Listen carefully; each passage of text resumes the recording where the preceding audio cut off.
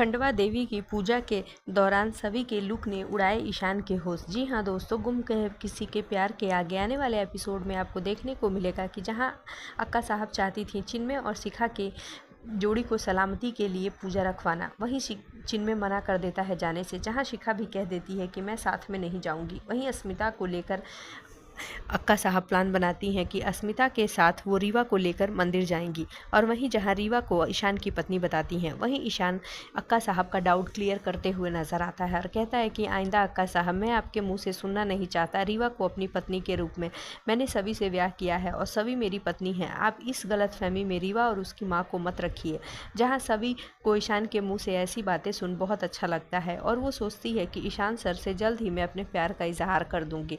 वहीं ईशान को नज़र आता है सभी का बदला बदला रूप और वो ठान लेता है कि सभी के दिल में मेरे लिए फीलिंग स्टार्ट हो गई है। मुझे ऐसा लगता है सभी इससे ज़्यादा कुछ मेरे बारे में सोच पाए। मैं चाहता हूँ कि सच्चाई उसे जल्द से जल्द बता दूँ।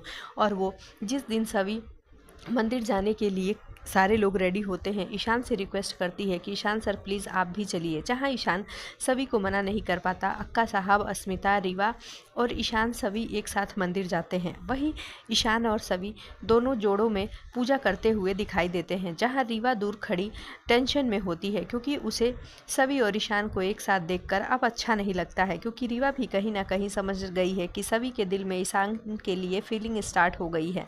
वहीं पूजा करके आने के बाद ईशान सोचता है कि आज मैं सभी से अपने दिल की बात बताऊंगा। अब तक मैं उस बोझ के तले दबा था, अब नहीं दबना चाहता, क्योंकि सभी मेरे लिए कुछ फील करने लगी है। बाद में उसे पता चले उससे पहले मैं सच्चाई बता दूंगा।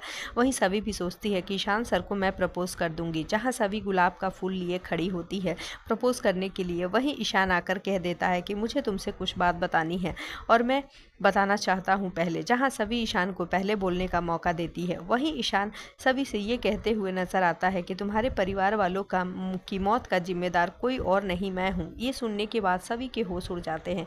वहीं सभी ईशान को भला बुरा कहने लगती है और कहते हुए नजर आती है कि इसलिए आप मुझसे खुद से दूर रहने को कहते थे और मुझे पढ़ाई में ध्यान देने को कहते थे, ताकि आपने जो गलती की है उसको पूरा किया जा सके। जी हाँ दोस्तों, अब आगे के एपिसोड में देखना दिलचस्प होगा कि सभी ईशान का घर छोड़कर चली जाती है या ईशान उसे रोकने में कामयाब हो जाता है। सो आगे के लेटेस्ट अपडेट्स के लिए जुड़े रहें हमारे साथ।